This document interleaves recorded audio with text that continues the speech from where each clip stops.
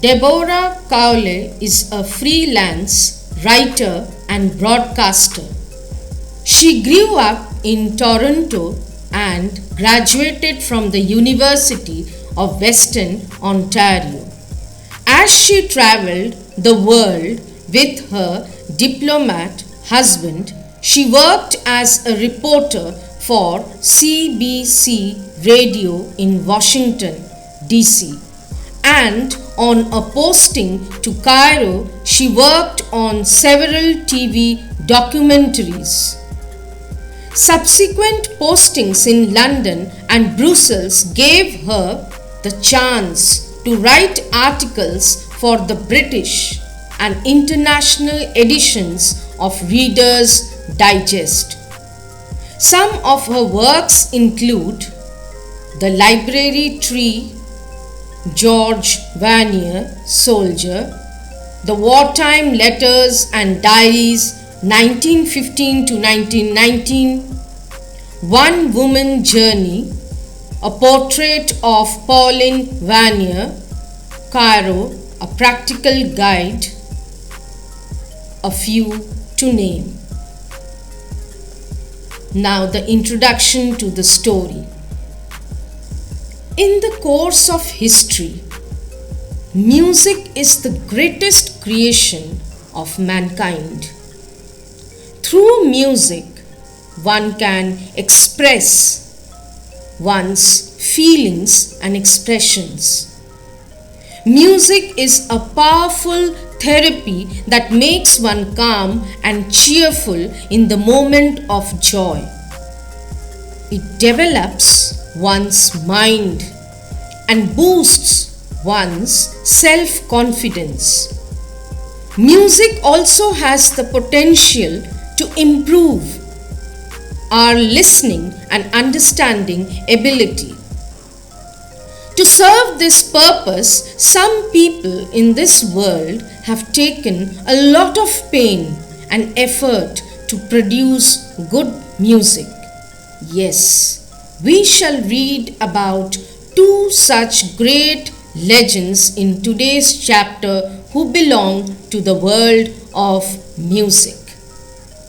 You must have heard that people with hearing loss experience a drop in self-esteem and confidence because of their impaired ability to communicate with other people. Even hearing loss can limit one's ability to learn to speak a new language. But all these difficulties were overcome by one and only multiple percussionist Evelyn Glennie. We shall read about her life and her struggle in part 1 of the chapter Sound of Music. She is a source of inspiration to all those who lose hope and determination easily without trying for it the second time. Going with music with hearing loss is almost next to impossible. But Evelyn made her dream come true. She inspires all of us to overcome our physical disabilities and achieve our dreams and goals. Someone has rightly commented about Evelyn. God may have taken her hearing, but has given her back something extraordinary. What we hear, she feels far more deeply than any of us. That is why she expresses music so beautifully.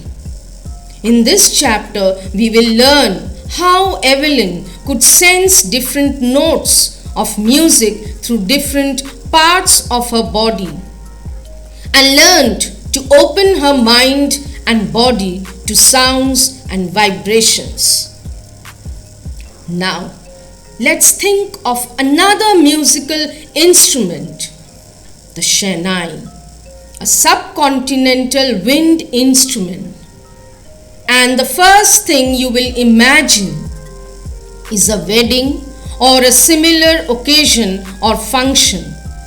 And yes, the next thing that would come to your mind most probably is about the famous Shehnai maestro Ustad Kamruddin Bismillah Khan, often referred to by the title Ustad. The chapter The Sound of Music Part 2 gives us in brief the life story of the great musician Bismillah Khan. From the chapter we will come to know about the origin of Shehnai and about the life of Bismillah Khan, one of the greatest personalities of Hindustani music. He achieved excellence in the field of Shehnai playing.